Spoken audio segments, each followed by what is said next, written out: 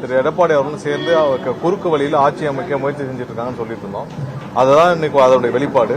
அவர்கள் அனைவரும், அதாவது திமுக சேர்ந்த முக்கியமான நபர்கள், செந்தில் பாலாஜி போன்ற நபர்கள், அவர் ஸ்டாலினுடைய உத்தரவின் பேர்ல, உதயநிதி உத்தரவின் பேர்ல செந்தில் பாலாஜி போன்ற ஆட்கள் எங்களுடைய பல எம்எல்ஏக்களை தொடர்பு கொண்டு நாங்கள் உங்களுக்கு 10 கோடி தரோம், 20 கோடி தரோம், 50 கோடி தரோம் சொல்லி தொடர்பு கொண்டு ஒவ்வொருவரையும் இந்த 40 நாட்களாக அவர்கள் தொடர்பு கொள்ளாத எம்எல்ஏக்களே கிடையாது, அனைவரையும் ஒவ்வொரு வழியில பேசிக்கிட்டே தான் வர்றாங்க.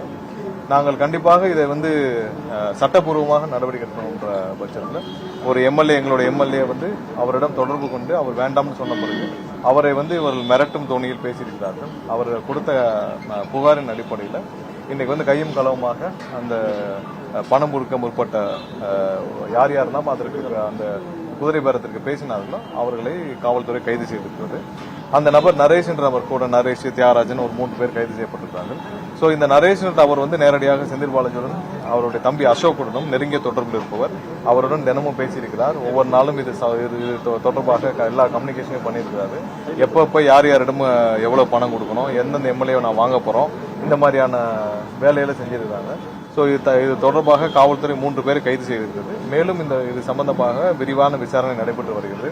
கண்டிப்பா இந்த மாதிரியான ஒரு கேவலமான கீழ்த்தரமான வேலையை திரு ஸ்டாலினும் உதயநிதியும் அவர்கள் கையில் வைத்திருக்கும் மற்ற ஒரு சில செந்தில் பாலாஜி போன்ற நபர்களை முடக்கிவிட்டு முழு நேரமாக மற்ற கட்சி எம்எல்ஏக்களை பல கோடி கொடுத்து 50 கோடி வரை பேரம் பேசப்பட்டு வருகிறது. இதனாலதான் அவர் சொல்றாரு, திரு ஸ்டாலின் ஒவ்வொரு இடத்துலயும் சொல்றாரு 30 நாள் சொல்றாரு. சோ இவங்க சொன்ன விஷயம் என்னன்னா, ஒவ்வொரு எம்எல்ஏக்களையும் தொடர்பு கொண்டு உங்களுக்கு 30 கோடி தரோம், 40 கோடி தரோம், 50 கோடி தரோம் பேசுறாங்க. பேசிட்டு வர்ற கூட்டத்தொடர்ல நாங்க சபாநாயகர் மீது நம்பிக்கையில்லா தீர்மானம் கொண்டு வருவோம், அதற்கு நீங்க எங்களுக்கு வாக்களிக்கணும் அப்படின்னு கேட்டுட்டு வராங்க. சோ இது பல எம்எல்ஏக்கள் புகார் அளித்துள்ளனர். ஒரு சில பேர் மிரட்டப்பட்டுள்ளனர். அந்த மிரட்டப்பட்ட எம்எல்ஏ ஒருத்தர் இன்னைக்கு புகார் அளிச்சிருக்கிறார். இதை இவர்கள் விடாமல் செய்து கொண்டிருக்கிறார்கள். மக்கள் அனைவரும் இதை பார்த்துக் கொள்ள வேண்டும். இவங்க என்ன செஞ்சிட்டு இருக்காங்க பார்த்துக் கொள்ள வேண்டும். ஆயிரக்கணக்கான கோடி, லட்சக்கணக்கான கோடி தமிழக மக்களிடம் கடந்த 5 வருடங்களில் கொள்ளையடித்து விட்டு அவங்களால இன்னைக்கு சும்மா இருக்க முடியாமல் இன்று எப்படியாவது எம்எல்ஏக்களை விலைபேசி வாங்கி விடலாம் என்று குறுக்கு வழியில் முயற்சி செஞ்சுட்டு இருக்காங்க. சோ இதற்கு எடப்பாடியும் ஒரு வகையில் அவரோடு கூட்டு சேர்ந்து கொண்டு எப்படியாவது குறுக்கு வழியில் இவங்க எல்லாம் சேர்ந்து ஆட்சி அமைக்கணும் முயற்சி செஞ்சிருக்காங்க. சோ இதோடைய வெளிப்பாடு தான் இன்னைக்கு இந்த கைது. ஒரு புகாரின் அடிப்படையில் இன்னும் பல பேரை இவர்கள் தொடர்பு கொண்டு பேசிட்டு வராங்கன்னு எங்களுக்கு தகவல் இருக்கு. பலர் புகார் அளிச்சும் உள்ளனர். கண்டிப்பாக யார் யாரெல்லாம் இந்த மாதிரியான கீழ்த்தரமான வேலைகளை செய்வார்களோ சட்டப்பூர்வமாக கடுமையான நடவடிக்கை, புகாரின் அடிப்படையில் பல பேர் புகார் கொடுத்திருக்காங்க, சட்டப்பூர்வமான கடுமையான நடவடிக்கை எடுக்கப்படும். வேற எந்தெந்த அமைச்சர்கள், முன்னாள் அமைச்சர்கள் இல்ல, சட்டப்பூர்வமாக யார் யாரெல்லாம் இவர்கள் தொடர்பு கொண்டு வருவார்களோ அதெல்லாம் புகாராக வந்துள்ளது.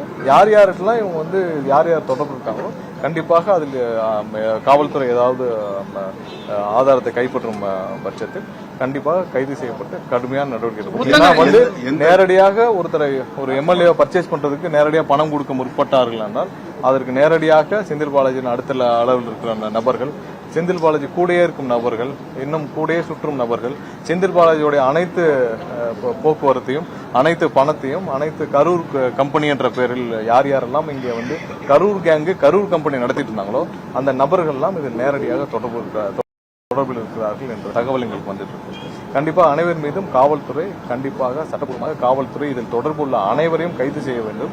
இது வாரியான குதிரை பேரத்தை இவர்கள் நிறுத்த வேண்டும். இதை ஒரு வழியில் இவங்க செஞ்சுக்கிட்டு வேற வழியில எல்லாரையும் எங்க மேல புகார் கொடுக்கணும்னு சொல்லி ஒரு கீழ்த்தரமான வேலையை ஸ்டாலின் செஞ்சுட்டு இருக்காரு. கொஞ்சம் கூட வெக்கமா இல்லையா? நீங்க இன்னைக்கு 40 கோடி 50 கோடி கொடுத்து ஒரு எம்எல்ஏ விலைக்கு வாங்கும் அளவிற்கு ஸ்டாலினுக்கு கொஞ்சம் கூட வெக்கமா இல்லையா? மக்கள் உங்களுக்கு எதிராக தீர்ப்பளிச்சிட்டாங்க. உங்க கூட்டணி கட்சி எல்லாம் நீங்க செய்யற வேலையை பார்த்து உங்கள்கிட்ட வெளியே விட்டாங்க. நீங்க என்ன வேலை பாத்தீங்க? எடப்பாடி முதல்வராக்கணும் போய் ஒவ்வொரு கூட்டணி கட்சி தலைவர்ட்டும் பேசிருக்கீங்க. இதற்கு மேல கேவலமான வேலையை ஸ்டாலின் செய்ய முடியுமா? அதையும் செஞ்சு விட்டு இன்னைக்கு அதுலயே ஒரு வெற்றி பெற முடியாமல் இன்னைக்கு ஒவ்வொரு எம்எல்ஏவும் 50 கோடி கொடுத்து பர்ச்சேஸ் பண்ற வேலையை, 40 கோடி 50 கோடி கொடுத்து பர்ச்சேஸ் பண்ற வேலையை ஸ்டாலின் செஞ்சுட்டு இருக்காரு. அதுக்கு செந்தில் பாலாஜி போன்ற நபர்கள் கடந்த 5 வருஷமா தமிழக அரசியலில் தமிழக அரசை கொள்ளையடித்த நபர்கள், அவர்கள் வச்சிருக்க பணத்தை வச்சுக்கிட்டு இந்த மாதிரி வேலையை செஞ்சுட்டு இருக்காங்க.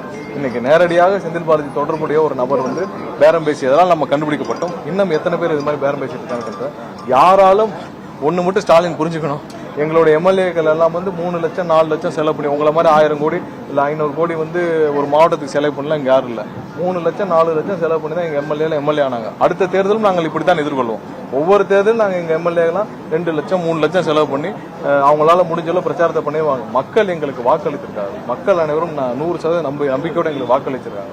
உங்களை மாதிரி ஓட்டுக்கு 2000 கொடுத்தோம் இல்ல ஒரு தொகுதிக்கு 70 கோடி செலவு பண்ணியாலும் இங்க யாரும் வரல. அதனால எங்களுடைய எம்எல்ஏக்களுக்கு அதே 2 லட்சம் 3 லட்சம் இருந்தா போதும். அடுத்த தேர்தல் எப்ப வேணாலும் சந்திப்போம். இன்னைக்கு தேர்தல் வந்தாலும் நாங்க சந்திப்போம், நாளைக்கு தேர்தல் வந்தாலும் நாங்க சந்திப்போம். அதுல எந்த பயமும் யாருக்குமே கிடையாது. நீங்கள் இந்த கேவலமான வேலையை விட்டுட்டு உண்மையாக நீங்கள் செய்த மக்களுக்கு என்ன 5 வருஷம் நீங்க என்ன கெடுதல் செஞ்சீங்க, என்ன தீய வேலைகள் செஞ்சீங்க, அதை உணர்ந்து மக்களிடம் மன்னிப்பு கேட்டுவிட்டு தயவு செய்து அரசியல் ஒதுங்கிருக்கு. ஸ்டாலின் இதுக்கு மேல நீங்க அரசியல் ஒதுங்கிருக்கு. ஏன்னா இது வரைக்கும் ஒரு முதலமைச்சர் வேட்பாளர் தோற்றுள்ளாரா? ஒரு முதலமைச்சர் வேட்பாளர் முதலமைச்சராக இருந்தவர் இன்று அரசியல்ல தோற்று போயிருக்கு. இதற்கு மேல என்ன கேவலம் இருக்கு? கடந்த 50 வருஷத்துல அந்த மாதிரி நடந்திருக்கா?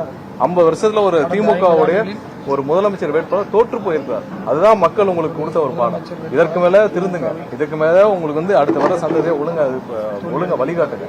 இன்னும் போய் 50 கோடி கொடுத்து செந்தில் பாலாஜி போன்ற நபர்கள் நீங்க கூட வச்சுக்கிட்டு, அசோக்குமார் நபர்களை கூட வச்சுக்கிட்டு நீங்க கட்சியை நடத்துனீங்கன்னா இப்படிதான் இருக்கும். இந்த மாதிரி வேலைகள்லாம் செய்யணும். இந்த மாதிரியான கேவலமான வேலையை விட்டுட்டு மக்கள் தீர்ப்பை ஏற்றுக்கொண்டு தயவு செஞ்சு அரசியலை விட்டு ஒதுங்கிருங்க. இல்லாட்டி நீங்க எல்லாம் முடிவு செஞ்ச மாதிரி திமுகவும் அதிமுகவும் மொத்தமா வந்து வேற ஏதாவது பாரதிய ஜனதா கட்சி மாதிரி இணைஞ்சிட்டு ஏதாவது உங்களுக்கு அரசியல் ஆதரவு தெரிவிக்கும். சபாநாயகர் தீர்மானத்தை